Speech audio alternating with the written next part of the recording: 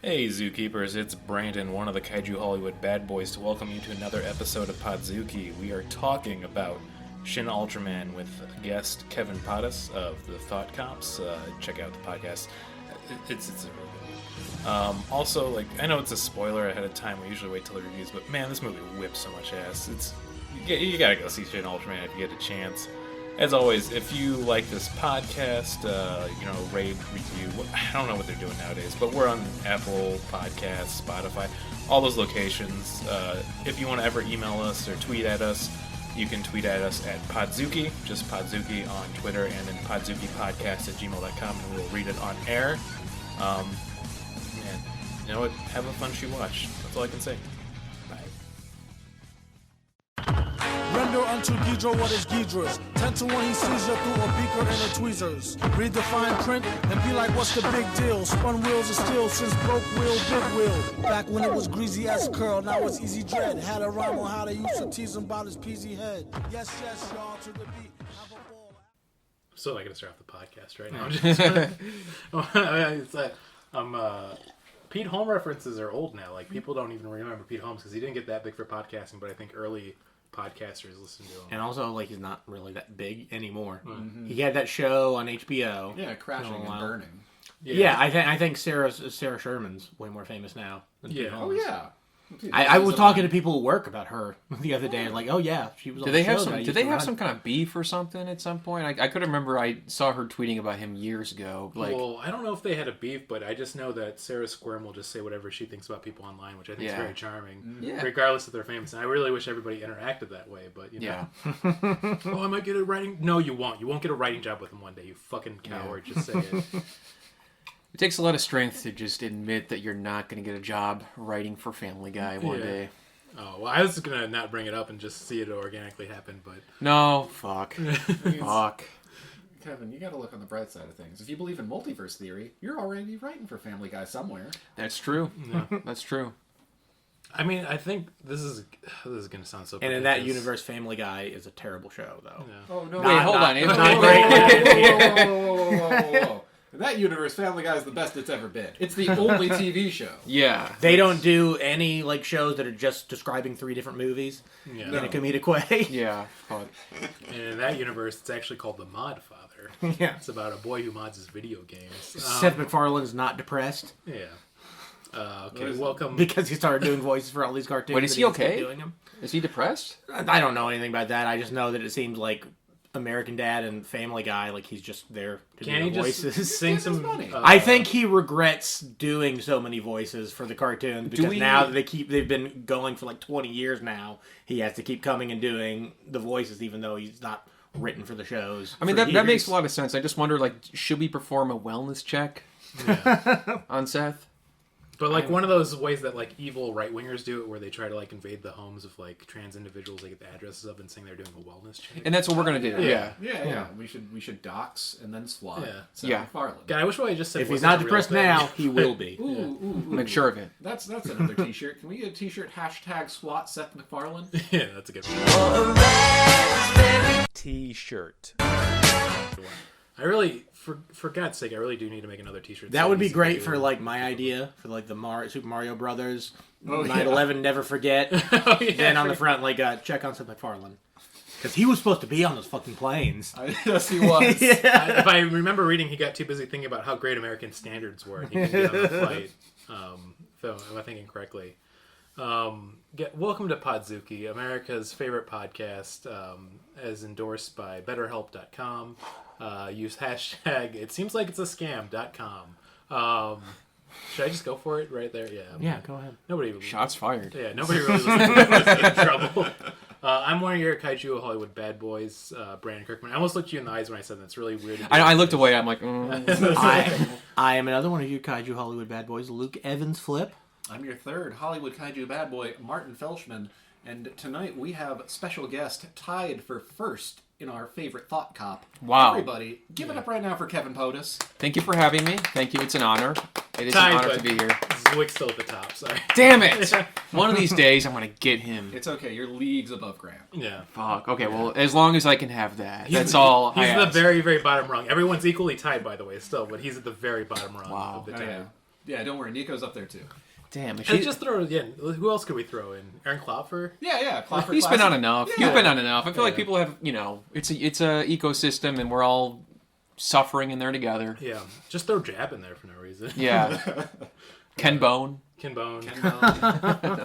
So he needs the opportunities now. You know what? Fuck him. After the whatever election it was, he's not had any This is so personal petty. He followed me on Twitter for a while, and then we had some interactions where I'm like, okay, this is a for sure follow back, follow you, and we'll be fine. And then I noticed a few months down the road he'd unfollowed me, and I was like, that piece of shit. Okay, well, you know what? He was unfollowed by Ken Bone. He was on our show twice and didn't follow the podcast, didn't follow either one of us, and he followed you because you left a voicemail and said, can you please follow me? Right. So he did. We never even got the Ken Bone follow to begin with, so, count your blessings. He realized how fucking annoying I am online and unfollowed me like any intelligent person would do, and I'm pissed. Simple as that. We really were dragging it for a while. We're here today to talk about an American classic that is, of course, Ultraman from Japan in 1966 from Subaria Productions.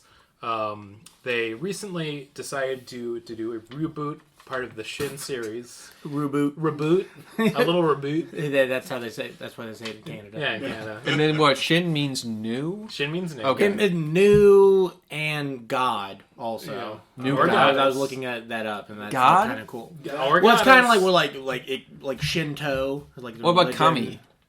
Kami, that's like kind of. It's like a spirit, isn't This it? isn't Dragon Ball. Yeah. Well, that's how I know all of my Japanese, which is to say very little.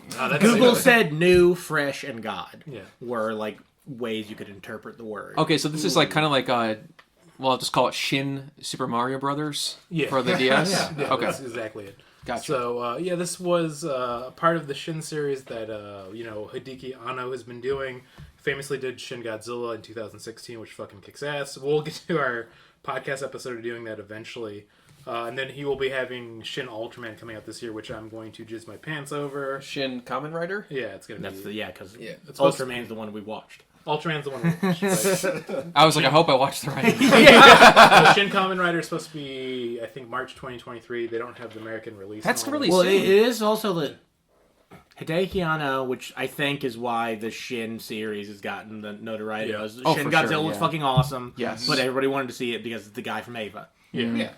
And this And- one's kind of a cheat because, like, He just wrote it. He wrote, and he's an executive producer, and also, to be honest, knowing like the structure of how Hollywood works, as well as like a lot of Japanese filmmaking, you have a lot of say when you're an executive producer, sometimes more than director. But his friend Shinji Higuchi directed this, and he's an old Gainax alum. Also, he directed the old Gamera reboot movies from the 90s, which I think kick ass. Well, he did Okay. Shin Godzilla with him too. Yeah, right? they Yeah. co-wrote it together. Oh, too. cool, Okay. cool. That makes sense because this feels very much like a companion piece to Shin Yeah. Godzilla. It And does, but it's. I wrote down the cinematography is gratuitous. But that's Oh, good. Okay, that's shots good fired. in my opinion. Yeah. That's good. But it's, and I have not seen Shin Godzilla since it came out and we watched it at your parents' old house. But After it having did, it it did a before. lot of this same stuff, which I love. Like it's filmed like you would film an anime. Yeah, absolutely. But they do it a bit too much in this, where like it gets to be silly sometimes. Yeah, like, when I'm you're sure- filming like through underneath an office chair. I was gonna, and I Like, definitely was gonna get to that too. Yeah, When they're in the bag of chips like Death Note, I fucking love that shit. yeah. I want to be a little potato chip in there, being eaten by, Oh, me too. being stress eaten by that one girl. And this is what I want to say. I'm going to ask this right now. Are you pro or anti-Goofy? Everyone at the table starting with Luke. Goofy, like the Disney character. No, like... like camp, Oh, silly, like being a just the silly- idea. Being a silly little guy. like goofy, like campiness. Well, the Yeah, answer okay. answer is yes for both of them. So you're pro Goofy, both the character and the action. yes. All right, then Kevin, are you pro Goofy? Oh, I am pro goofy. I am so silly. I like to get. Calm it down. I like to get Randy. Yeah, sorry. Please, my baby's sleeping. Sorry. No, she can't hear us from here. That's Martin, good. are you pro Goofy? Well, you know what? If my name were Chuck, I would say something along the lines of, "My name is Chuck, and I'm here to yuck." Okay, that's pretty good. Oh, man.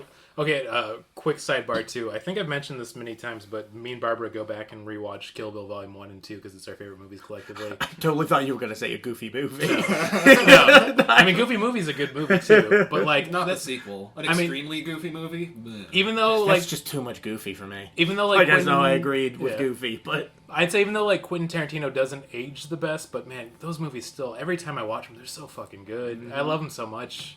I feel like it's aged better than maybe even Pulp Fiction, which is big words to say, but I believe it. And I am, yes, pro-Goofy. So, the reason I want to ask this is that I feel like this is kind of a goofy movie. This is a very goofy movie. Yeah. I think it's a goofy movie. It's got a lot of goofy elements, and, like, we didn't mention that, like, we all watch this kind of different ways. Yeah. Okay, we gotta mention that up top, too. Yeah, okay, yeah. So we watched this in 3 different ways. So, Kevin, you got to see it with your significant other. Yes, I saw it in the cinema. Right. I had a bag of popped corn with nice. my I had a large pop, and I saw. Whoa! What kind of pop are we talking? I think it was like a fruit punch. Well, technically it wasn't pop. It was a fruit punch, Hawaiian punch, or whatever the hell they got in that. I'm gonna guess machine it's that's a got 'em all. Minute Maid fruit punch. I don't think it's a Hawaiian I'm punch. going to say it's good red juice.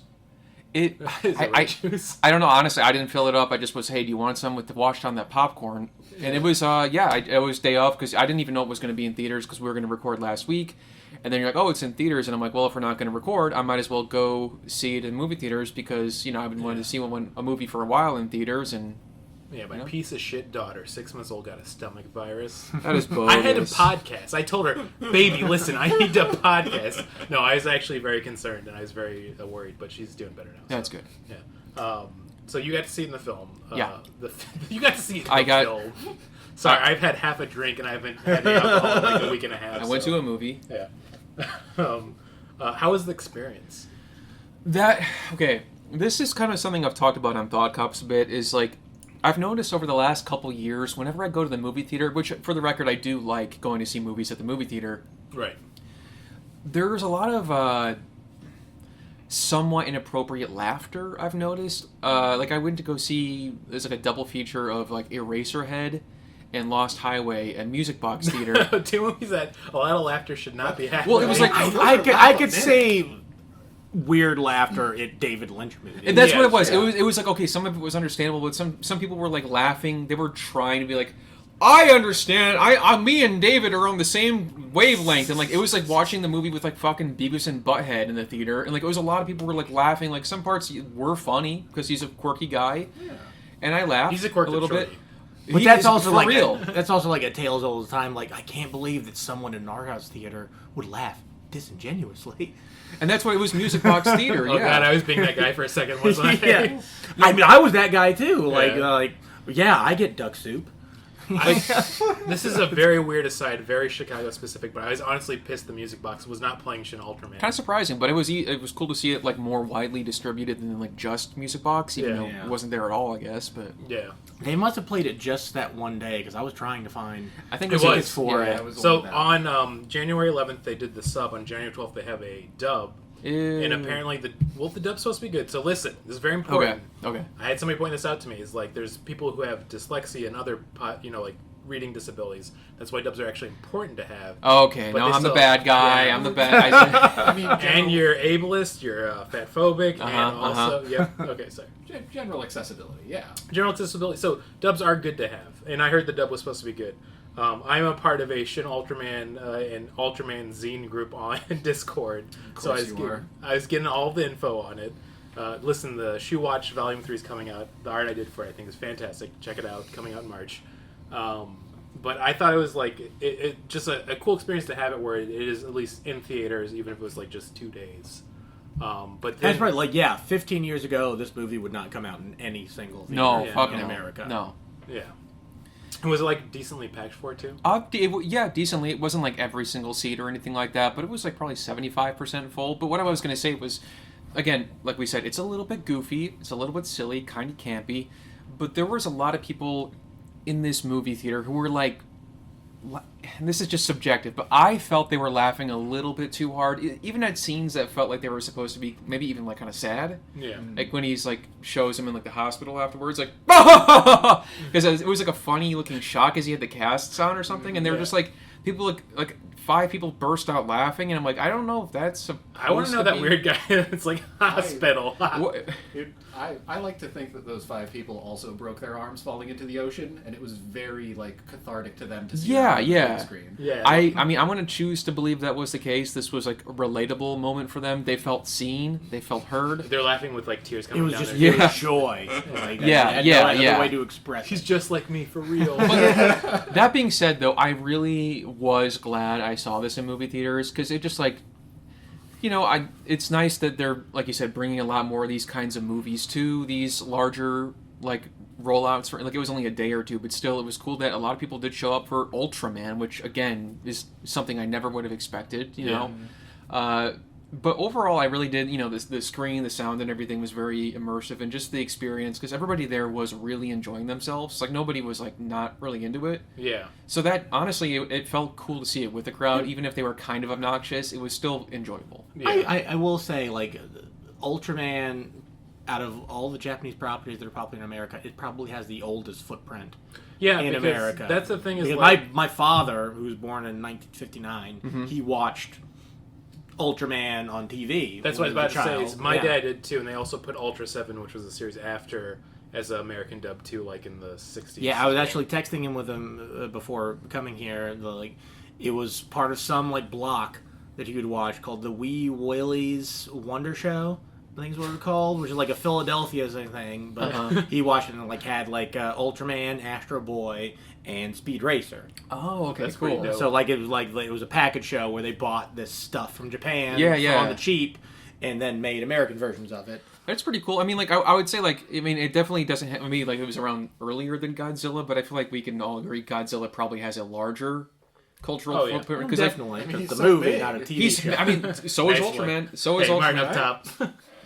Because, like, Ooh, that's a good one. the only thing I knew about Ultraman is because I saw it in passing once on TV as a kid or something. All I knew was that he can get big. I knew what he looked like.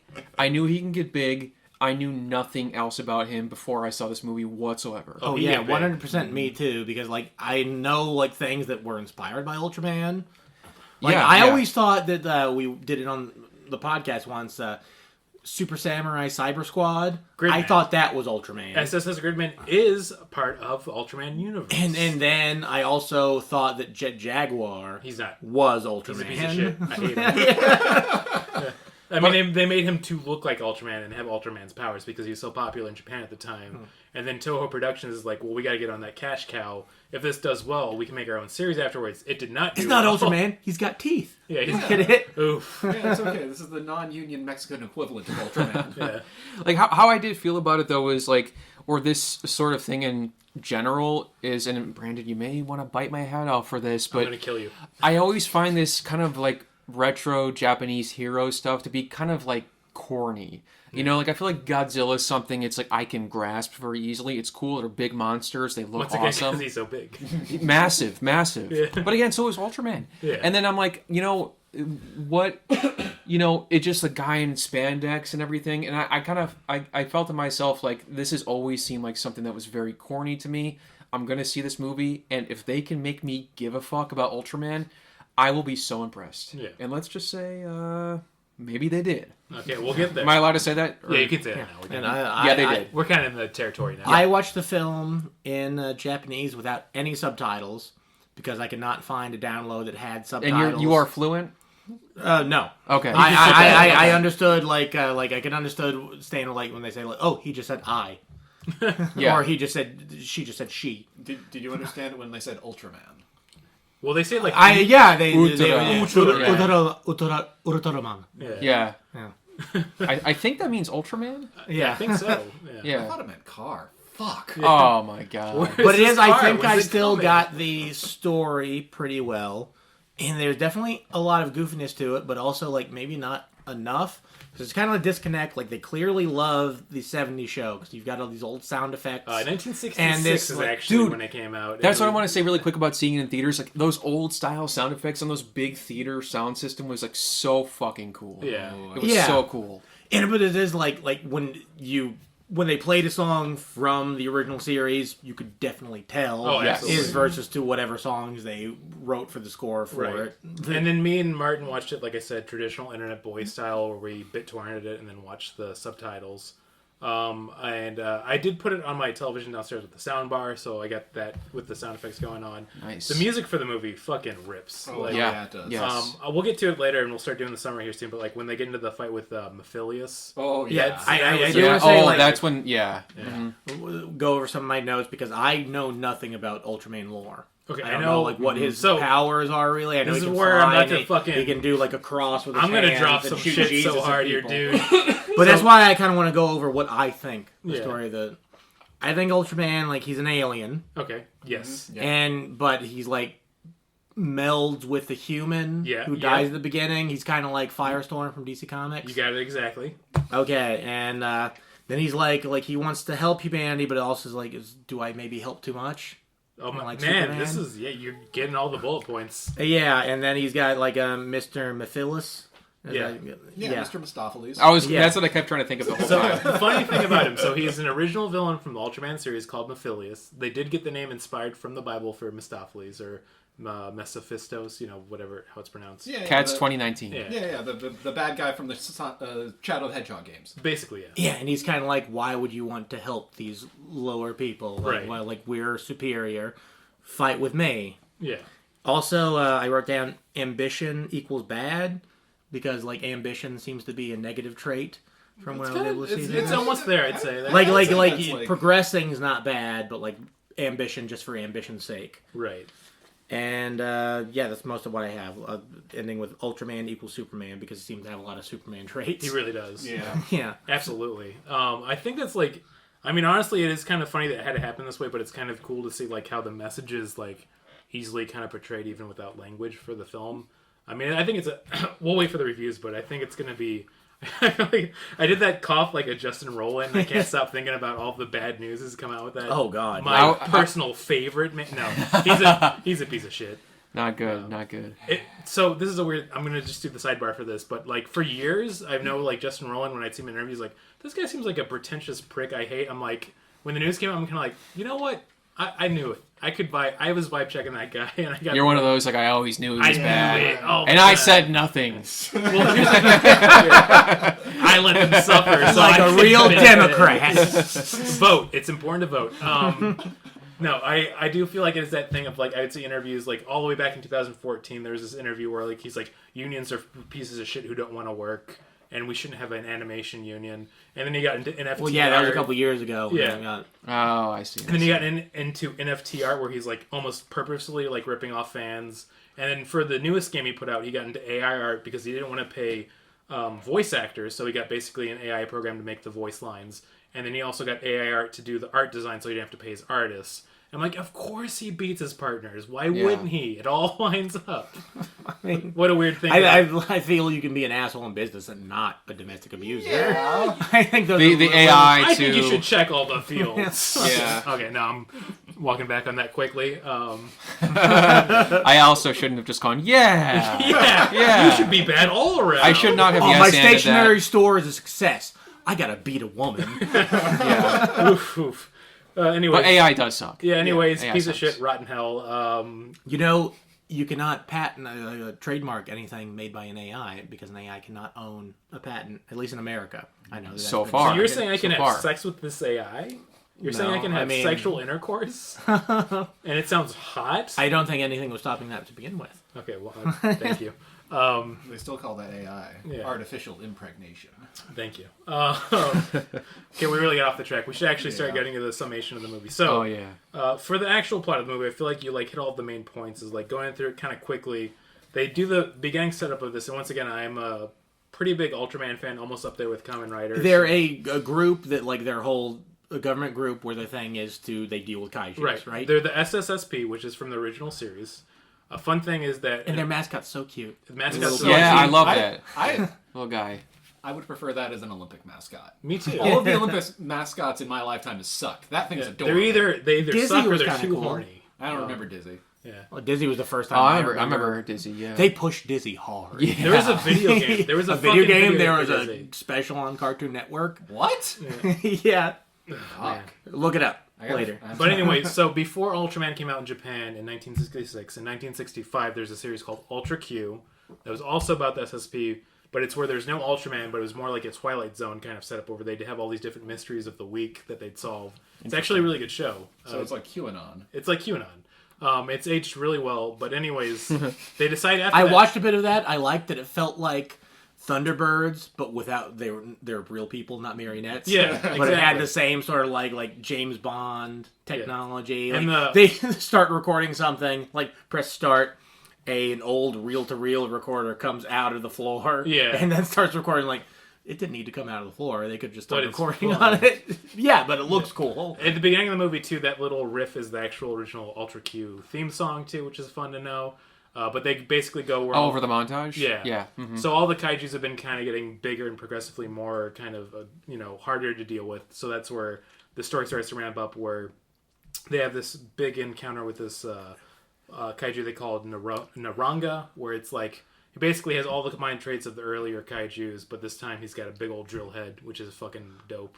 Well, there was an Angoris-looking kaiju before that. Yeah. At the very beginning, right? Yeah, and that's like once again, that's another one from the Ultra Q show originally, and that's an Ultraman. Does one. kaiju come from Ultraman? Because they were saying kaiju a lot. Kaiju technically comes all the way back from Godzilla, but it was just like a universal term that's used for all the like. Like, big what does monsters. kaiju technically mean in Japanese? Weird monster. How many episodes of this show have you done where we're just now discussing the definition We've of talked kaiju? about kaiju before. Yeah, yeah. We've talked about Yeah, that we before. defined this in the early episodes. All right, I need a we fucking- we do it like every 10 or so episodes. Yeah, I need a fucking beer. I'm getting tired. Actually, I might go grab a Miller from upstairs real quick. Do you guys need anything?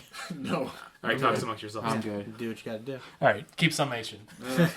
Yeah, I do want to say the CG in this part of the movie, I was like, it was not quite. It's better than other movies. Oh, for sure, I but- do wish it had been more dudes in costumes. Like when I saw the kaiju montage and when he was fighting the giant kaiju who eats electricity, Yeah. I was like, like I it was not quite as good as Shin Godzilla. And granted, they just had Godzilla to work with, so it didn't Yeah. have to be, And also, they weren't a big part of the movie, so not a big well, deal. especially when like Ultraman was in CGI. Because like Ultraman was just a dude in Yeah. like spandex with tiny trees around him. Mm-hmm. So when you've got that in CGI, trying to recreate a dude in spandex, but it's clearly not. Well, I will a dude say, in spandex. I thought the kaiju specifically, that's how I felt, but Ultraman himself, I thought he yeah. looked phenomenal. He looks incredible. You see the little ripples on his skin and as he moves. And when you It's see great. the close up of his glove, I'm like that. Like you could just like know exactly how that would feel and everything. Yeah. Yeah, I just want to be held by him. I just want to hold Ultraman's hand. Yeah. I want to kiss him. Oh, I'm back by the way. What's up? So yeah, I feel like just to kind of get back on the conversation here, the CGI for this was really well done. Me and Martin were talking about this earlier this week, but I feel like CGI in Japanese media, especially like in Hollywood. Why am I calling it Japanese Hollywood? In Japanese filmmaking, Japanese Hollywood, baby. Yeah. It just says Japanese Hollywood. Yeah. It's just Japanese above a Hollywood market. We're in such dangerous territory for any type of wordplay I'm considering with it, where I'm not touching it. But anyways, like I think back to like the early 2000s of like I specifically had this example of like Captain Harlock, which is this old anime series. I love Captain Harlock. Yeah, I love Captain Harlock too. I love Galaxy Express 39. Yeah, Same. It's all classics, but like All the ladies look exactly the same. yeah. Yeah. Which is Because that guy hot. could draw H-O-T. one woman face. Yeah. But I remember they were like touting at the time, like, "Oh, we have computer graphics for this movie. It's gonna look so good." And I remember like getting the copy from fucking Suncoast Video. Oh man, And I miss Suncoast. And the computer graphics were so bad, like it was like PS1 level. To like Yeah. see where they are like nowadays is like it's pretty impressive. Yeah, I think like CG, maybe like it's anime and stuff. It's starting to get decent, Yeah. but like for a long time it was bad. Like I was like thinking of like even the Death Note movie. They had the Shinigami and the Japanese Death Note movie, not the Netflix one. Yeah, I've not watched the Japanese one. I've seen the Netflix one. It sucks. It sucks. But Willem Dafoe is doing Green Goblin. Yeah. But like, anytime he gets a paycheck, I'm happy. He saves that movie. Like in general, I have a very, very low bar for what I expect from like CG in Japanese movies, which I would say the Kaiju still surpass that. But I felt like I was saying, like, compared it to Godzilla from Shin Godzilla, and I'm like, these look a little, shoddy it definitely had comparison. But it had a bigger budget for sure. Ultraman and everything else in the movie after that looked really, really good. Well, one of the last movies we did was Godzilla Final Wars, and that has some bad, like... And I think Japan, like, they were, like... That is a better example, too, of that, like, early, like, PlayStation 2 graphics. Yeah, and I think their, like, film industry, like, they don't... Japan doesn't have, like, a Hollywood, do they? They have Japanese Hollywood. Were you talking about it? Yeah, but they're... Were you not listening? Is there, like, one city where, like, oh, that's where movies are made? Los Angeles, Japan. Yeah, Los Angeles, Japan. Yeah. But, like, I don't think they have that, so they'll just, like... And I think they embrace CGI a bit heavier than America did, and that's why it looks so crappy, because they would use it to excess. Whereas in America, like Steven Spielberg and stuff, like okay, I'm gonna use a computer to make the dinosaur when you can't really see the dinosaur. Let you see. But if you see it, it's gonna be a fucking robot. Sorry. If I were to assume, I would assume that people making the financial decisions behind the film were in charge of deciding, like, oh, we're doing this all CGI, rather than, like, hey, let's do it to accentuate points to make things look better. Yeah, I think so. You talking about, like, this movie? I'm talking about in general. Yeah. And that's true, but I also think, like, because Hideaki Anno's name is attached to this movie, I think he could get some, like, leeway to get things done a bit.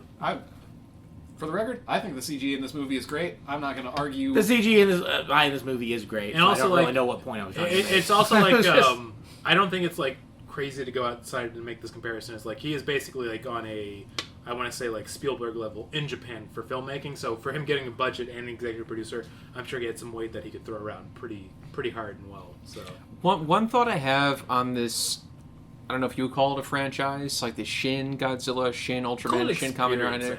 This experience, I feel like it's hard not to, in my mind, compare it to the Marvel Cinematic Universe. They're going for that. I mean, they called the Japan's Heroes Cinematic Universe now. Yeah, I could see that. See that. And it's like, it's not a bad thing. I don't hate the MCU. I don't really like it.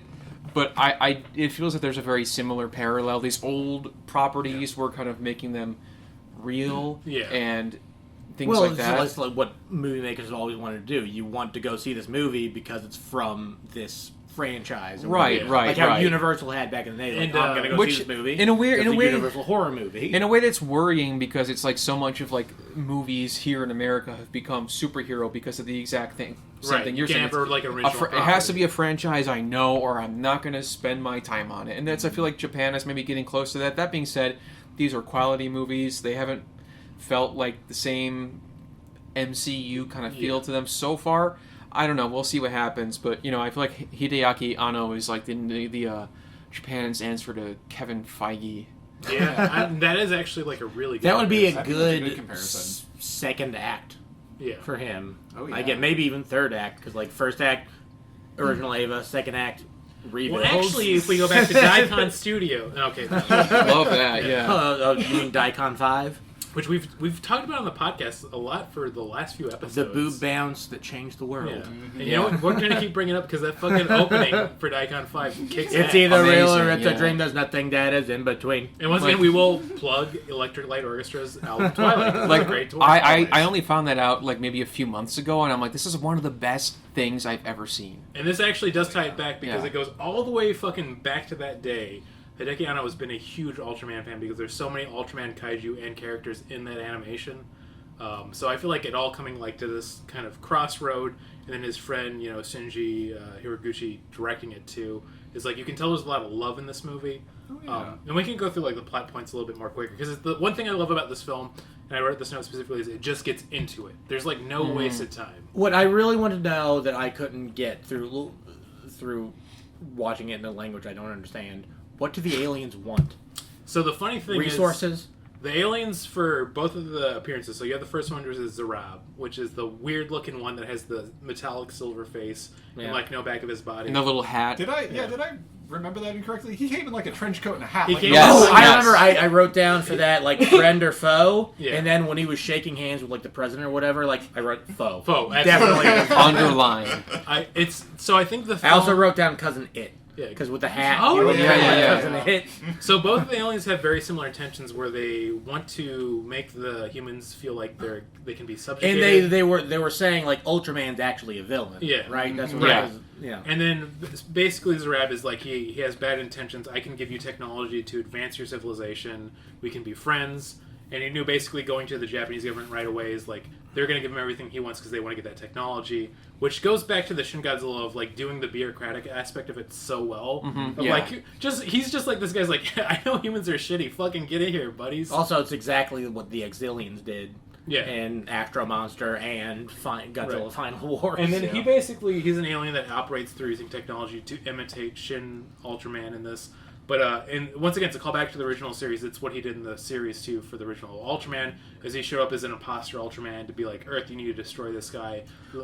But as Imposter Ultraman, what did he do that was bad?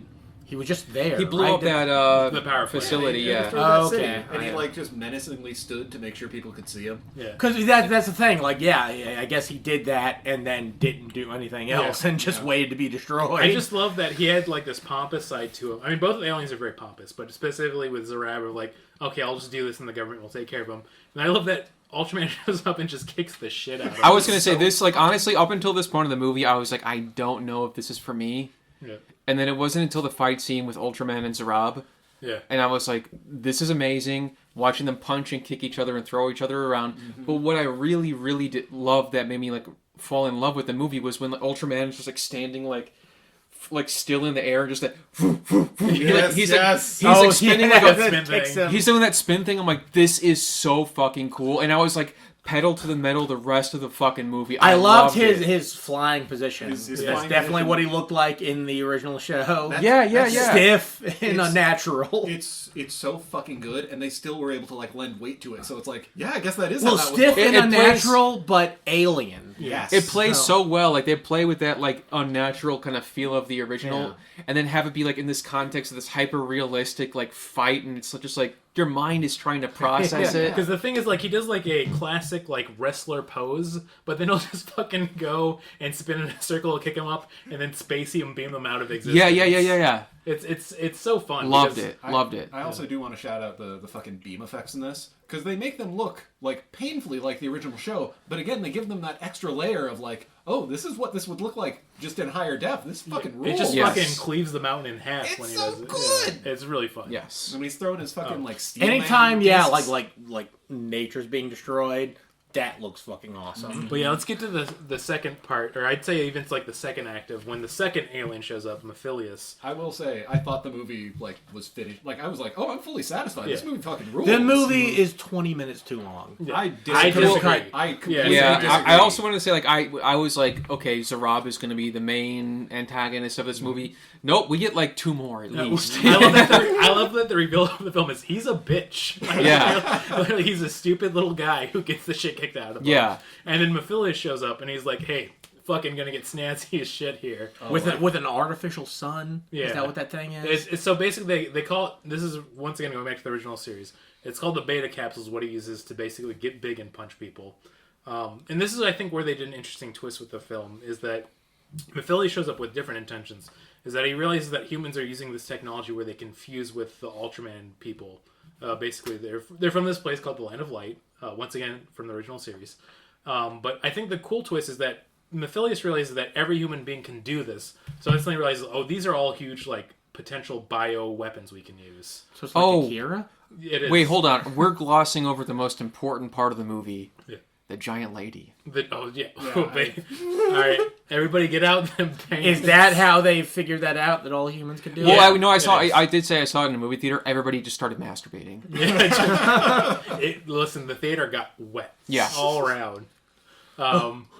Where's the lip balm? Okay, so another thing I do love about this film is that they're aware, too, that this is like...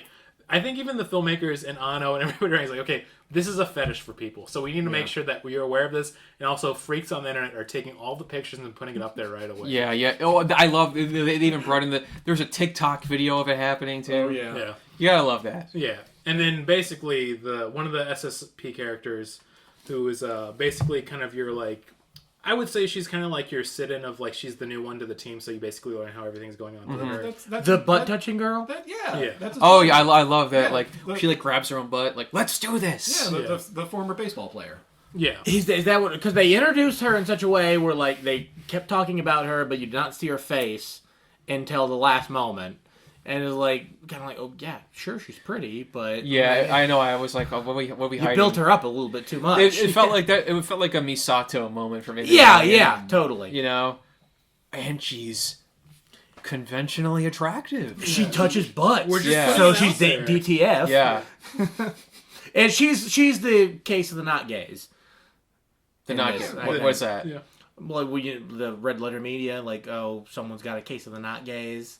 They have a female character for the male character to be attracted to. Oh, I see. I don't necessarily agree with that because Ultraman still comes off as incredibly gay in this movie. Yeah. Oh, he comes off as super aloof. He comes Yeah. off as asexual to me. I He mean- does, but I think it's really good for the character though. Yeah, right. But I was right about like there was a human who died, And her name was, he by the way, was, for like, the surrogate character is Asami, who I think they wrote pretty well. The character who died, who became Ultraman, is also named. It's they changed was it Shinji? It's Shinji, Yeah. Yeah, No. it's Shinji. but that's from the original. Shinjetsu, Yeah. maybe. What did you guys think of the cast overall? The cast I thought was really great. Yeah, a fun bunch. Yeah. Yeah. I I feel also I saw Drive My Car early, or I guess sometime last year now, and I was pleased to see Hidetoshi Nishijima in the movie. Who also was the lead of Kamen Rider Black Sun. He's been going through all the rounds. Because I only knew him from that movie, and which I saw not too long ago. So I was like, okay, cool. I love that movie. He's a fantastic actor. He's really great in Black Sun as well. Yeah, he's awesome. I did notice something with like the line delivery that maybe you didn't notice reading subtitles and whatnot, but It was all in Japanese. anytime it was like the higher up, they would start speaking way faster. Oh, I didn't notice that. And they only did that in like the first act of the movie. They stopped it when like the president of the company or whatever started being more involved with shit that was going on. But like Hideaki Anno, I think it's definitely him. Like bureaucracy, like it sucks, yet it is important. I think in this Because movie, you need the managers being shit to you to be good at your job. At Well, I think the manager was too silly. He should have been sitting like this with his fingers tented, and his glasses were just like sort of like translucent white. for the listeners at home, Kevin is doing once again the Genji pose, so which is important. Kinji posing is the My first introduction to Ava was the Human Perfection Project. Is that what it's called?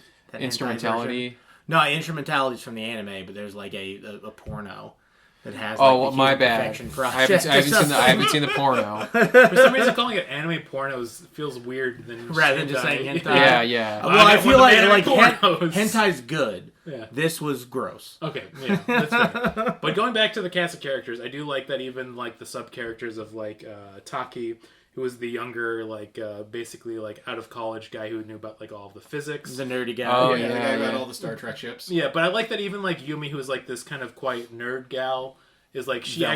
actually she's Velma. She was Not also- the current Velma. Yeah. but like the original Velma. Kaling. yeah, Minnie Kaling. But at the end of the film, like she was like one of the Hey, most. she wasn't calling anybody heavy. Your penis is small. Yeah. Oh boy, I don't need to get into that bag of worms. Listen Can to we the review that Cops. next time? We review Velma? No. I'm curious about it. I've not watched it yet. I haven't seen it. I don't think I'm gonna watch it. But It's a anyway. psyop. I kinda Anyways, don't want Yeah. to either. but I like that even Yumi, who is like kind of more this like quite original kind of like nerd typing of a gal. I said gal twice, which is weird, but like she becomes like one of the more important characters in Broad. the film. One of these broads. She figures out all the stuff at the end of the film, which I think's like all the characters have a moment to shine, which is pretty impressive for how short. I did like their group. Like they were clearly like, even though I didn't understand what was going on, they were clearly like they were the ones getting shit done. And like Yes. Luke, to your point, you brought up earlier the camera angles. I feel like every time we see these characters talking, the camera is hidden in a little corner or under a chair. And like you said, that was gratuitous. I kind of agree, but I also liked it. Like I like it keeps because it that's how. interesting. I used to have this thought with like when I like wanted to be like a film director and stuff. Like, oh, I can't wait to make a movie. Like, and use all these like stuff I see in anime. Yeah, like, okay, yeah. when's there going to be a filmmaker to use all the shit that they saw in animes in More the 90s? fish limbs. Oh, and now And it it's turns out everybody. it's fucking Hideaki Anno doing it, And then- who like was the guy who made all those animes. Many more to come, I believe. I've thought about it a lot, and I think it's a good thing because you have to think of it like they're doing all these like scenes about once again bureaucracy, where they're talking about like, Yes. Mhm. logistics and like how are we going to all have this manpower down here. I think doing the interesting camera angles helps kind of keep. Sometimes it meant something, and I think like we're like, oh, they feel small because the higher ups aren't listening to them. Yeah. But it's also it was constantly something. I think they were some having kind fun. of business. They were and, having fun. and okay, yeah, cinematographer. Because it's Like, like I if want they to shoot were- it like this because it's just cooler. Rather If they didn't do that, I would have like fallen asleep like with like a big snot bubble coming out of my nose, like yeah. Then wake up with like a hashtag vein. Yeah, Yeah. yeah, definitely. So, and it's like throbbing, like yeah, maybe go chibi for a little bit. Who knows? yeah. I mean, we've all been there before. It's I Get think doused in it's cold water, you turn into a woman. Yeah. Yeah. Well, no, we're just talking about Ranma and a half. Get back to the track of everything. Too. Well, I did spill on myself, and that did happen. Yeah. I actually turned into a panda. Yeah. Pain in the ass. Hashtag dad life. Anyways, getting back to the plot. So the first alien gets his ass kicked. The second one shows up, which is Mephilius, which I feel like is one of the breakout stars of the film. Oh Sure. yeah, yeah. 100%.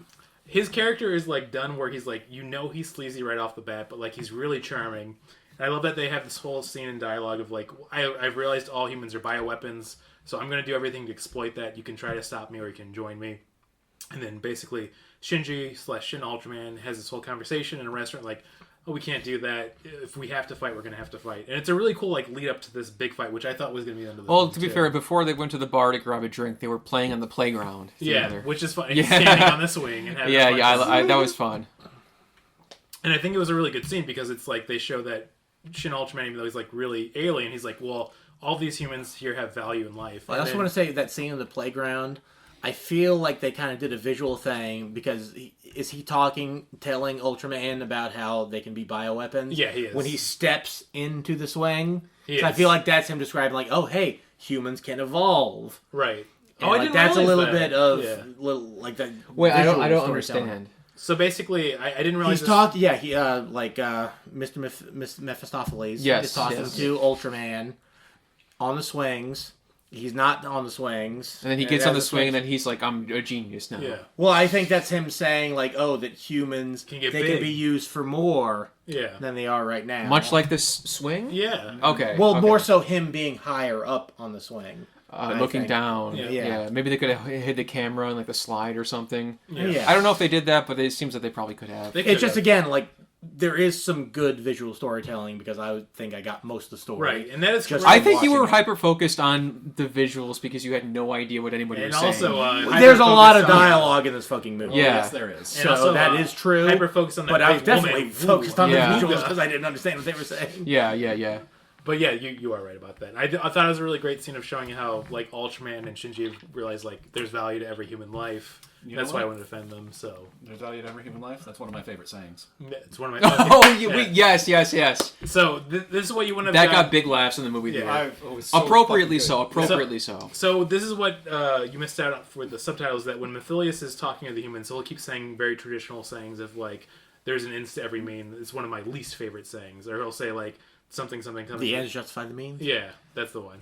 But then he'll also say other things like, oh, this is one of my favorite sayings. And he'll say that over and over again, which was Very, fun. very basic stuff. It was just, it was like funny in a very specific offbeat kind of way that felt very appropriate and very awesome and funny. Now, do you know if that's like just the Japanese being corny writing or like? Poor I think it's just translation? them making him be a weirdo, which is really Yeah, fun. yeah. He's like it's something you would imagine an alien saying who is like, I know a little bit about human life and humanity, and like these are the things I've grasped. And these are my favorite things. These are my least favorite things. I feel like it was like such a clear scene of saying like, hey, buddy, I know how to fucking bro down too. Yeah. It's funny, it's quirky, it's stupid, and he does it 5 times because he's not a human being. Aliens have rules of 5. Oh yeah. He's like, bros before hoes. One of my least favorite sayings. Another great scene too is that Are we having fun yet? medium favorite.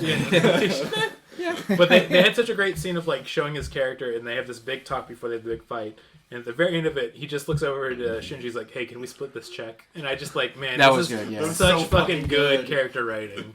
Yeah, and like yeah, the movie just for me like was kept on coasting for me. Like this is like, and every scene was enjoyable. So they get to the big fight finally, where basically Ultraman has said, "Okay, we're gonna have to fight about this. I can't." Where he fights Omicron. Yeah, where he fights Omicron.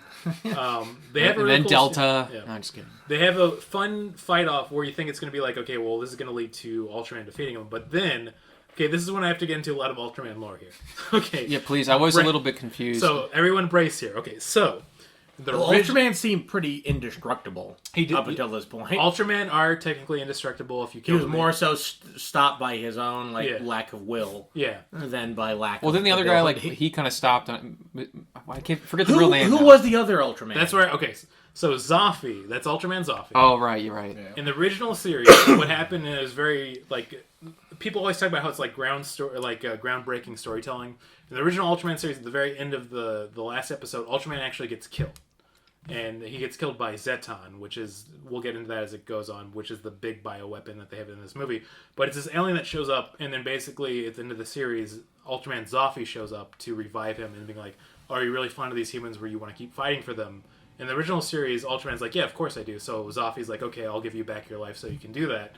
The twist for this is that Zophy shows up, who's another Ultraman, and he's like, hey, I'm from the Land of Light, which is where Ultraman's from. And we've decided that humans are too dangerous, so we're going to wipe them out. So fuck off. I'm taking over, and then we're going to kill all human beings. And so then basically Ultraman's like, no, I can't let you do that. The whole time this is happening, like, Mephilius sees that Zophy showed up. That's the very ending, Right. though, right? When he's in the Inky Deep. Yeah. When he's in the tie-dye universe. Right. Well, no. That's a different conversation. Yeah, he's someone Yeah. when, like, they're like Mr. Mistopheles and Ultraman are I fighting. remember Yeah. the second Ultraman saving him at one point. Oh, he did. Yeah, he does. and then they come back again. I mean, he technically then they talk to saved him in the tie-dye universe. Yeah. So basically in the series, and similar to this too, is like Zophy has this reputation of being like this guy who goes around and polices the universe. So if other kaiju see him, they get the fuck out of there. So I love that they kept this in the movie. When Mephilius sees him, he's like, okay, I'm out of here. Fuck this. Like literally just flies off. Like, yeah, I'm not dealing with this. Yeah, it's not worth the fight. It's not worth it to fight you anymore. Which has led to a lot of really good memes online right now. So the second Ultraman is not related to the dead body of the dude that Ultraman No, is? so the Because there's that Ultraman- scene when he went to see the dead body of his host. Oh yeah. Yeah, Zophy doesn't have a host. He just shows up basically saying like, okay, this is my jurisdiction right now. And the Land of Light has decided that since all humans are bioweapons, we need to wipe them out because it's too dangerous. So they're like the Q. Yeah, they're basically like the Q. Okay. That's a good way of putting it, Yeah. actually. So, this is like where they have the third act, which I wasn't expecting, of like, Ultraman decides, well, I'm going to take care of this bioweapon he's making to wipe out Earth, which is Zeton.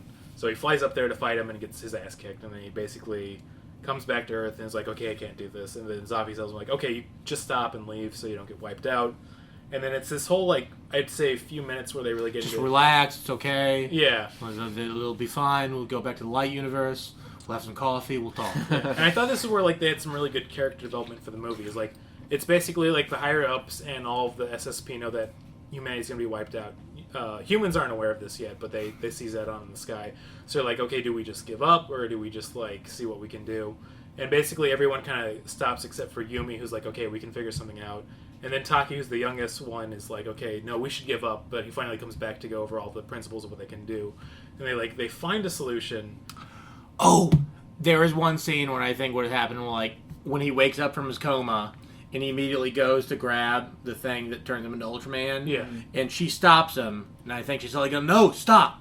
We have a plan. Yeah. Yes. I think that's what she said. Yes, That's exactly. it. Yeah. And Nice. Once again, it's this thing that Anna loves to do where it's like all this pseudoscience you'd see like in early Star Trek of like, well, if you hit your beta capsule like 0.01 milliseconds before Zeton goes off. And they do that thing from that episode of Evangelion, Dance, like both of you want to win. Oh, yeah. Where they bring the time yeah, down. yeah, It's not, yeah. They do it better in Ava. Yeah. But I do like the countdown timer. The countdown because they timer have is it really like good. Yeah, I like that, perfectly yeah. planned. So basically, they realize before he throws off this giant glowing ball of energy that will wipe out Earth that you have like 0.01 milliseconds to hit the beta capsule again, and then you'll both go to this like alternate dimension, but you might not come back. It was kind of weird how, like, I'm sure it's something from the original show where like when he would press it to change size, and it's clearly a still image. And I was going to mention that too. Yeah, I assume that must be from with the red background, and he's like, oh yeah, with the fist up there. They call they call it the Ultraman Rise. Every Ultraman has one. When he transforms, they do the pose where he goes big, big, bigger. Oh, man, if any dude who played Ultraman was a creep, saying like, "I'm going to give you the Ultraman Rise," probably would have been his go-to saying. You know, I'm going to start using that tonight. And when I get divorced. We have the receipts here. Wait a second, I've got a very dumb bit. Brandon, what was that device that he uses called again? The beta capsule? Oh, you mean taking the red pill? Oh, damn, dude! Yeah, sorry, I only use alpha capsules. Well, how about the beta capsule? Oh, you mean the U capsule? Oh, damn. Ouch. Yeah. Last episode. Yeah. But yeah, we finally got into the ending where he basically decides he's going to sacrifice himself to banish himself and Zedon into this The images from him trying to run away from that singularity were really fucking good. Oh, yeah. Like, that's like, it worked so well. I mean, I don't want to, like, fucking blow smoke up Anno's ass, but it really, like, this is like the second one, like, this is like borderline, like, art film level shots of, like, doing this weird, like, you can tell he's trying to escape, but he can't. But it's also, you don't want to give Anno too much credit, because, like, I'm sure he had a lot of pull over, but he's not the dude who directed it. Whoever directed that scene, I feel like that scene could fit into any single part of Twin Peaks: The Return. Oh, yeah.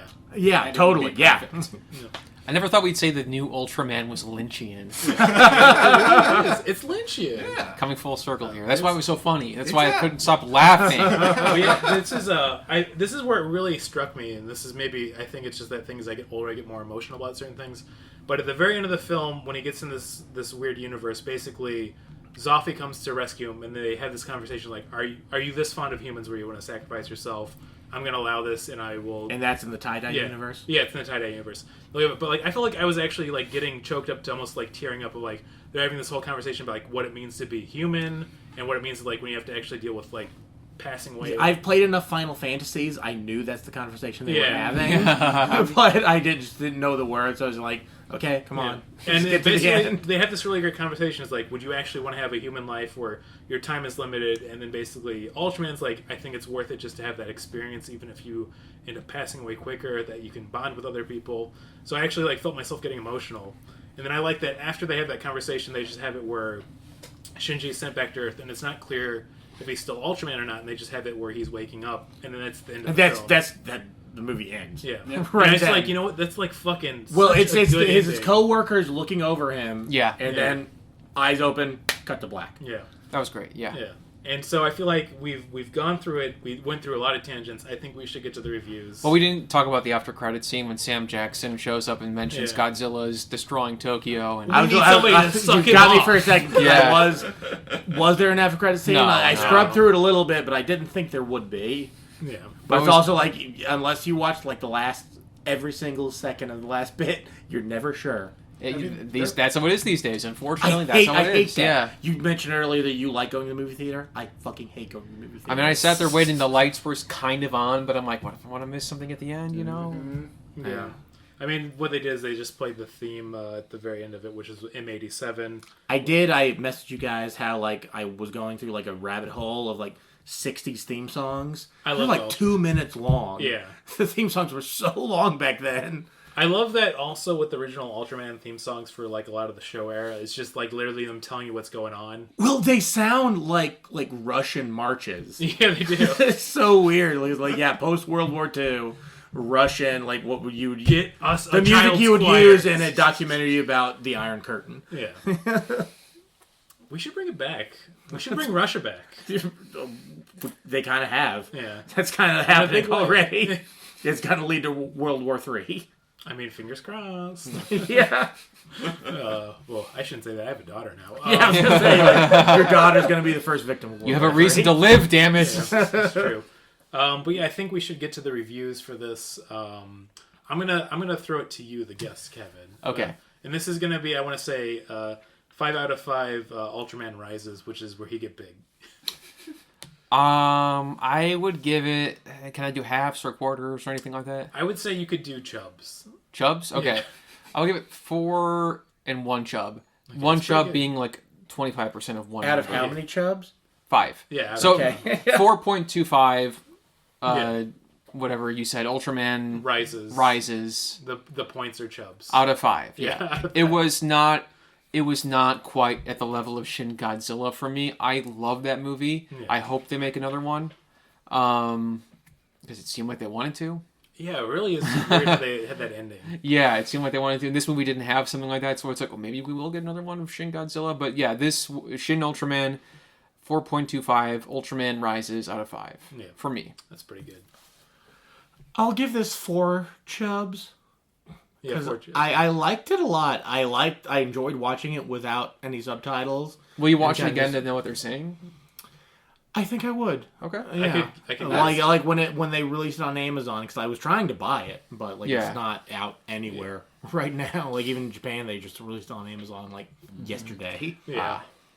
But I think I would rewatch it, and yeah, I enjoyed it. I liked that they clearly respect the source material and the old TV show, which I was also thinking Anno, you heard about that manga that his wife did. Yeah. About their first couple of years married. And it's about, he's apparently super into Super Sentai. And how he has not done Super Sentai at all. Oh, he's building up to it. I'm sure he will eventually. I can't imagine that not happening. I'm not as excited. It's the one I could never get into. I mean, as you all know, I love Tokusatsu. But it's I feel like it's Kamen Rider, Ultraman, maybe some offshoots that are weird, like Garo or unofficial Aka Ranger, which is... Well, I still love Anno as, a creator. But after the last Ava movie... Which I love. I don't. Yeah. I did too. But it's also kind of I don't canonize him in the same way because he did such a good job, and he's basically saying "Hey, I told you deal with your problems. I'm telling you deal with your fucking problems. Yeah. Don't watch anime about it." Are they True? But are they going to do a live action Evangelion movie? Because I feel like I've seen a lot of merchandise. I used to always want that. I don't want it. I know Weta was supposedly involved. They were in talks. Here's my projection about this. But I don't think it's ever going to happen. Here's my projection. I think apparently, or I shouldn't say apparently, I think in the future we're going to get a right to do it for an American-made one, and it's going to be so bad. Yeah. It's I only want an American live-action anime if I'm the one who directs it. Yeah. And that's never going to happen. I'll make it happen. Even if I became a film director. Before we continue with the reviews, what do you think is more likely to happen? A live-action Ava or a live-action Akira? Live-action Akira is much more likely to happen. I don't know. I feel like there's been rumors about both for I'd say for Akira, get back the team that did the American Cowboy the Bebop. problem Get with them out there. the problem with an American-made live-action Akira is the parallel would be 9/11. And that's just not as intense. That movie would be too funny. Hiroshima, Nagasaki. Well, okay, I feel like it has to be set in Japan. Even if America makes it, it has to be. Well, in Japan. it's also just Akira is so ingrained in '80s Japan. Yeah. So that's where it was made for. Yeah. Even when the manga came out, it was the early '90s. Or the anime 80s, came out. yeah, late. But the manga wasn't even finished yet at that point. Yeah, it was 75% done, and then they did the movie. Anyways. I know I gotta say this too, but you should read the manga if you haven't. This was a good movie. I loved the monster fights. I kind of wish there were some more of them. Yeah. Ones where he got his hands dirty, when he fought the drill nose monster. Oh, that was such a good fight. That was cool. I was surprised there were not more, but I was also happy we got more of the rest of it because I enjoyed that more. Oh, yeah. I feel like that leads it to me and Martin. I'll jump on for the review. You know what? I feel like I'm gonna give it 4.5. Four rises, 0.5 chubs. Or two. Four rises, 2 chubs. I think that's right? For 4.5. So 4 erections, 1 chub. Yeah, 4 erections, 1 chub for Ultraman. Or is a chub worth half a boner? I like Kevin's but a system. boner is only worth half a rise. I feel like I'm so confused. I like Kevin's system of a chub being 0.25. But no, I got hard for Ultraman. So it's a 4.5. I feel like as a fan of Ultraman, especially a lot of the original series, they did really good homage to, but they didn't get to its own ass of doing that. So they made a fun film still. And then on top of that, the shots were fun, the fights were really great. It's just if you go, this is a classic popcorn flick. I feel like you could enjoy this without knowing anything about Ultraman. Which I did, and that was the challenge. It was like I'm gonna go in knowing nothing, Yeah. and then see if they make me care. And I think it's actually more. as well. I think it's more fun not knowing anything because it's so weird. Of like, okay, it's an alien that gets big and then it has like Superman powers, but also he has like 3 minutes to do everything. Well, there's knowing nothing about the character, and also like if you knew nothing about tropes. Yeah. Like Japanese TV tropes. I think that would affect your how much. They you also like it. played on that a little bit, like in the beginning of the movie. Like for some reason, kaiju attacks only seem to happen in Japan. Oh, And it was like those gags at the beginning were very fun. They were. I love that the fucking Minister of Defense was responsible for naming all of the kaiju. Oh, yeah. And Yeah. it was just like, just a funny name. That's Yeah, it. I love that so much too. Like they didn't even have a reason. Like, a name comes to me and that's how it goes. Ultraman. God, that's funny. Yeah. What I did like at Ultraman. the beginning that they have where like they would show the kaiju and then they would have like the name Yeah. right underneath it. I wish they'd done more of that. Yeah. Like Yeah. anytime a new character that would have been kaiju cool. shows up. Yeah. Like Hugo Stiglitz. Yeah. Yeah. I forgot about Hugo Stiglitz. But yeah, Martin, that leaves you for the last review. So here's the thing. I fucking loved Shin Godzilla. This film is so much Shin more Godzilla is way better. on my exact level though, because I liked Shin Godzilla, but I'll be honest, the mass loss of human life really fucking bummed me out. Yeah. There is a single human character that is confirmed killed in this movie, and it really let me just enjoy the whole thing. Yeah. Yeah. Because even when fake Ultraman goes in and like fucking grabs his buddy from the parking garage, she doesn't get crushed and killed. Yeah. She gets comically thrown in the air and then softly caught. Oh, that thrown was so on the good. ground. It was so good. I'm giving this film a perfect 5 rises out of 5. Wow. Yeah. Because I'm gonna watch it again when I go home. I fucking All right, love it. welcome to the Golden Plate Club. I do want to say, I'm just calling it the Golden Plate Club. What are you going to fucking do, Nick and Mitch? What are you going to come for me? That's not copyrighted. Yeah, that's a great review, and like I 4 totally forks, agree 2 with everything you times. say. I do like as far as like, and maybe if I like could understand the dialogue, I would understand the goofiness a bit more. You really should watch it where you Yeah. can know what they're saying. And I feel like this is going to be a fun thing for people listening to this podcast. I like that the movie's so fun that you could watch it without any language understanding. You're going to have a good time. Honestly, for movies going forward that there's like a good critical buzz around, and they come out in Japanese. Maybe we should randomly assign one of us to watch it that way. You know what? I'm putting my hand down now. We're doing that. Just watch the new Knives Out movie with the Japanese dub, Yeah. and then be like, you know what? Fuck it. Foghorn Leghorn. Is this? dialogue. Yeah. This is Nate Wong. I think he has an Osaka accent. It's very thick. Very Kanzai. God, is this train a kaiju? I did watch that movie over Christmas with my family, and I'd never seen the first one, and I know everybody hates his Foghorn Leghorn talk. Oh, I but love kind of it. like. No, I it's like great. it. I haven't seen the second one. The people talking negative about it are just shit posters on Twitter. No, Fuck them. Yeah. this is kombucha, hog kombucha, and Jared Leto's hog kombucha. And those same I say so, I say. and those same people are telling me I can't appreciate Miss Swan from fucking Mad TV anymore. Yeah. Are they serious? No, you shouldn't. I shouldn't have done that joke. Sorry. You know what? For my apology, Alex Borstein at least looks Asian. I don't know if she is, but she looks Asian. I don't think she is. I don't think she is either. I think she's probably Italian or something. I think she's Jewish. I know she's Well, for sure was. the guys in my band are all Jewish, and they have this theory where, like Italians and Jews, they can play each other in movies, no problem. Yeah. Yeah. Okay. And I think for the stupid game section, Stupid games. I'm gonna have a new fun one that I wanted to throw your way, which is we're not doing a fucking Ron Canada. We're not doing what's the deal with this kaiju. I'm gonna give you a kaiju name, and I want you to tell me, is this a kaiju from Ultraman or is it from a different series? Okay. All right. So for the Do we first get one, extra points if we can name the series that it's from? yes, you do. Okay. Okay, the first one, I'm gonna give you a kaiju by the name of Dada. Rugrats. Oh, strong contender. I'm saying that's from Godzilla. Too fucking easy, Brandon. Honey, I Blew Up the Kid. You're all fucking wrong. It's from fucking the original Ultraman. Here, I'll show you. They have a daddy in that? That would have been a funny name that the commissioner would have said.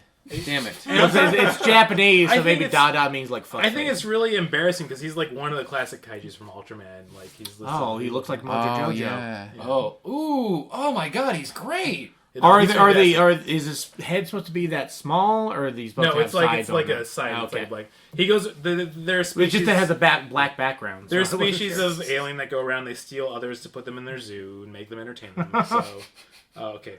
As you do. Thank God humans don't do that. Yeah. All right. I have another one. The Kaiju Jamato. Is it from Ultraman or is it not from Ultraman? I'm gonna say that's from Super Sentai. Okay, Super Sentai. One more time the name? Jamato. Fuck. I don't know a lot of... I'm going to assume it's not Ultraman because the last one was Ultraman. Yeah. I don't know a lot of the other series besides like Super Sentai and Godzilla. It doesn't sound like... Kamen Rider, and then also you have Garo, which is a more recent one. I'm going to say that one. Garo, okay. Yeah. Okay. I want to say Ultraman, but I also feel like that's the perfect name. Do you remember the game for the NES, Princess Tomato? Yeah. Yes. I feel like she'd have a brother named Jamato. No. Well, we got Kevin's the closest. You're also close. It's not from Ultraman. It's from Kamen Rider. It's from the newest series, actually, Kamen Rider Geats. Are they a tomato person? They're vegetable based, though. I think it's pretty good naming. Wait! Tomatoes are fruits. Let's not do this. Okay, fucking seriously. I guess they have to cancel the show now. Yeah, fucking. We gotta call them, let them know. And what's next? They failed. This American pun doesn't work in your Japanese show. And what's next? I'm gonna cancel just because I'm using slurs all the time. I just think it's unfair. Hey, if our Clifford episode didn't get any of us canceled, this won't. Please listen. There are. Is that where I went on that anti-China rant? No, that's the one where Mads and I kept saying the K word. Oh, I remember that. But you can use the K word. Have fun with it. Listen, we all love ketamine. Anyway, please continue. Okay, this is the last one. This is I think the wildest loop I could throw your way. Is Red King a kaiju from Ultraman? Just the name Red King. I'm gonna say no. I know that name. That's from Final Fantasy, isn't it? No, you're thinking of Red 13. Oh, okay. And Red Dragon. They do have a lot of reds in Final Fantasy. I was thinking King of Red Lions, so I'm gonna say Ultraman. Martin's the only one who got it correct. Listen, I know Red King sounds like an American name. He's one of the most famous kaijus from Ultraman. So let me pull up the picture. He looks ridiculous. I want to say it's a famous thing in the fandom that they compare him to a from Kamen Rider or Ultraman? From Ultraman. Okay. Who was the king from that Indian-made Kamen Rider? The Seven Riders. Oh, but there's an Indian Kamen Rider? Oh, it's a great episode. Listen to our episode about it. Watch the movie. Okay. It's ridiculous. It's on YouTube. It's like something in the Seven Riders. It's insane. I gotta remember the name now. I'll look it up. But this is... So people online have been making this joke for years, and I love it, is that they compare him to a corn cob, and you will see it right away. Oh, yeah, I see it. Oh, my God. He's getting owned. Oh, I'm turning into a corn cob. But that just looks like a kaiju version of the Michelin Man. It really does. But no, he's been since the original Ultraman. He's a really famous kaiju from the series, too. They just call him Red King. No reason. He's not even red. For some reason, that fits. I was thinking Red Jack from Doom Patrol. I was thinking of. Also great series. The comic is even better. Yeah. I mean, Grant Morrison back when he was fucking kicking it around, you know. That was Grant Morrison, right? Yeah, Grant Morrison. Like it existed before him, but he was the one who made it super famous. Yeah. In the early '80s. Yeah, that and then Animal Man. He's fucking on a roll. Anyways, comics are great, but we should go. To our recommendation and plugs right away, and then wrap it up. So I'll give it to you, Luke.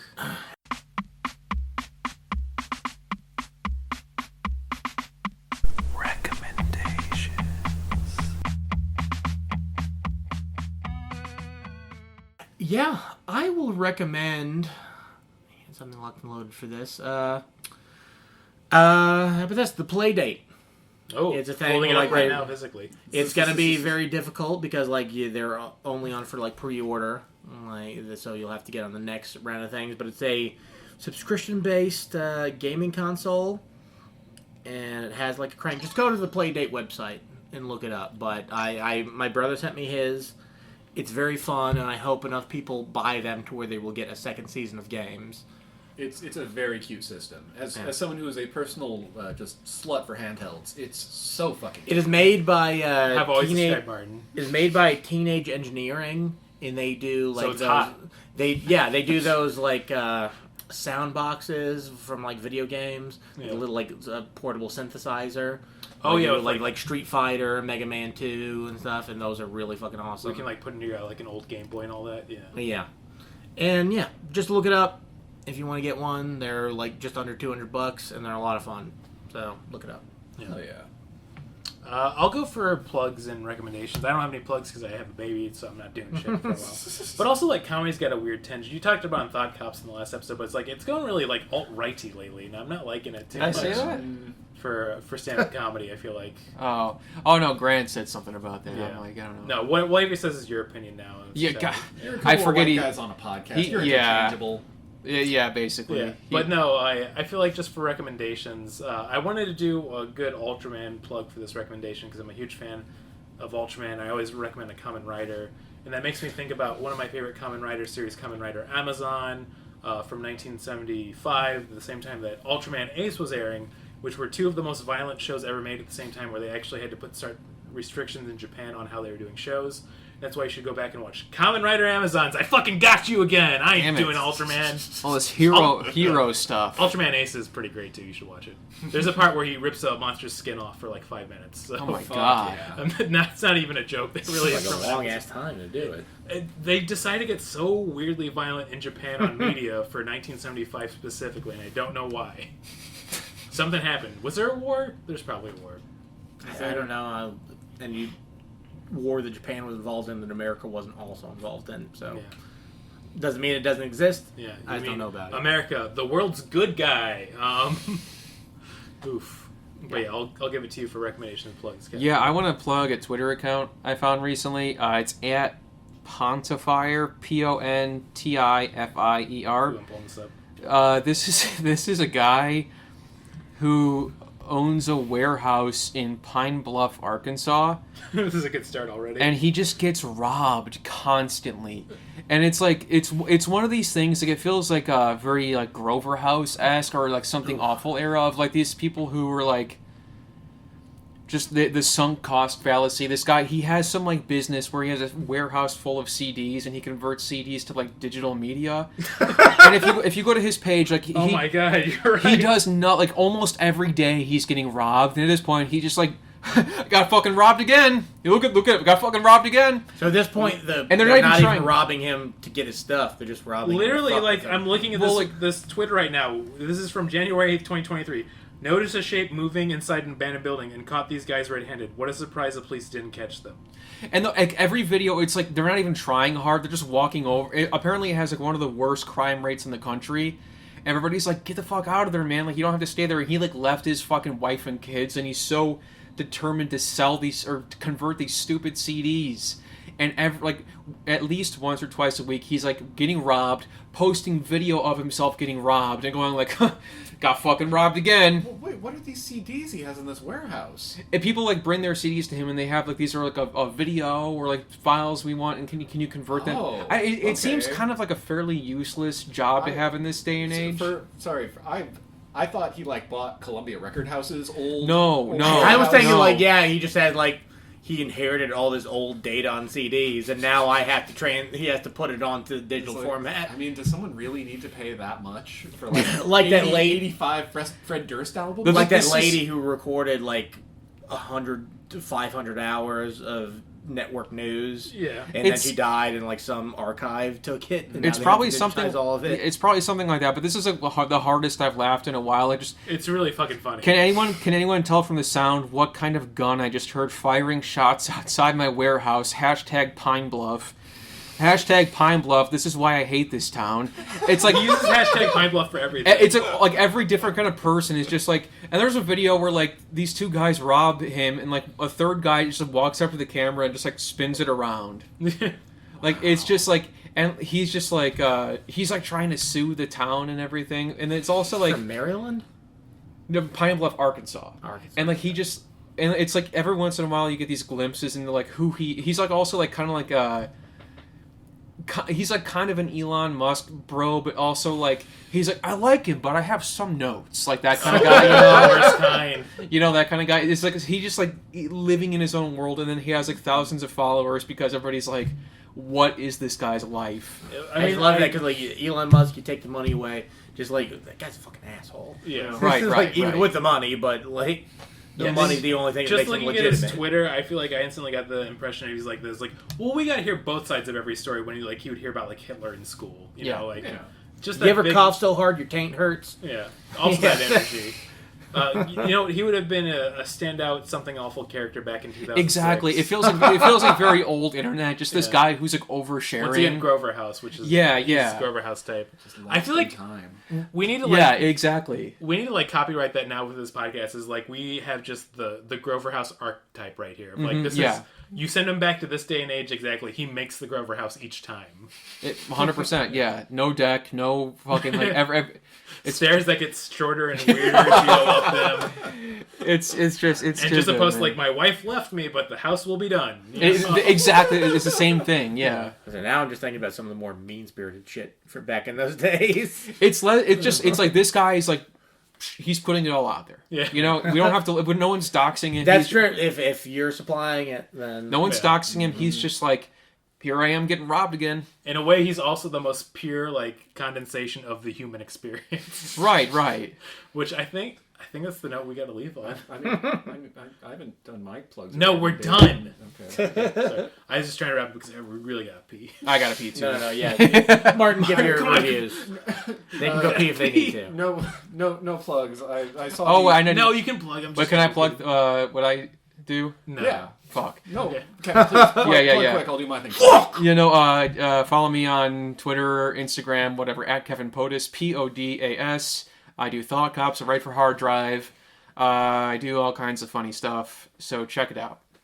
All right. That's We've it. all been guests on it. Yeah. Yeah, it's a good show. We'll get you on soon. I have been on it. Oh my god, that was right, yeah.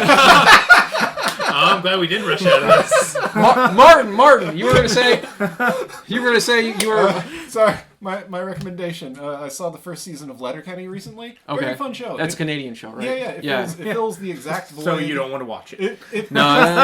Strike that off. It fills the exact void that Trailer Park Boys had in my life. Mm-hmm. That show progressively got worse, and the guys behind it progressively got shittier. Well, because they only did that. Yeah. Like, we're really good at. And also, once they got rid of like the creator, who was like Ricky's dad. Oh, right. When he left and they brought it on Netflix, It was not the makes same. sense to me of like you have 3 great seasons. Just stop after that. You're fine. They did, like, honestly had a good 7 or 8, and it was like the Netflix revival is where I was like, that second movie, not the Big Dirty, the one after. I haven't seen the movie. Countdown to Liquor Day. Yeah. That one was exactly like the show. That one was awesome. Yeah. Anyway, Sorry Letterkenny. to interrupt you, No. Letterkenny, super fun. Loved it very much. What's it about? Oh, it's.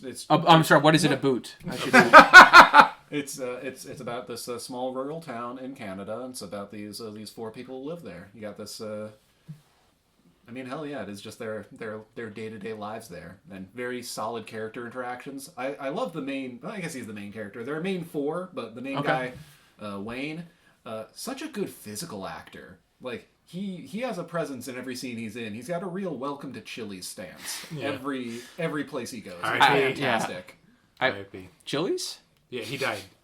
The Welcome to Chili's kids. Oh, I'm like, oh my! Please don't tell me Chili's is gone. No, Chili's still there. Okay. Also, the guy who said that Adam is also dead. Does Chili's even exist anymore? I don't think I've ever seen anything that's not a Chili's Millennials too. have killed Chili's. I've seen plenty of Chili's 2s because I go to the airport. Yeah. Brag. Still exists, but I love the idea of Brandon being like, yeah, this company's gone, Chili's is dead. Chili's has left the building. One more I wanted to say that I didn't hear in this movie. So bad. The last thing I have to say that I saw in like the theme songs for Ultraman, him going like Kya! Yeah. Shuwatch. Yeah, there wasn't enough of that. Yeah. Oh, I did have one more plug. Jesus.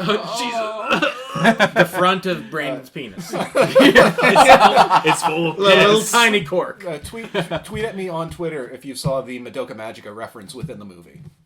Oh, yeah. Yeah, it's there. Okay. Okay, and as always, here we go. 3, 2, 1, quick. Oh, you're like, You're like the way I fuck, I guarantee it. Yes. Okay. We might have gotten it right that time, actually. I think we did.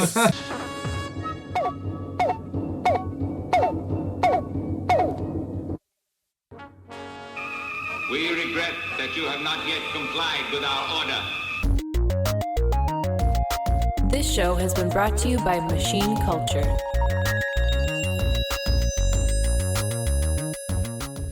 The words get stuck in my throat.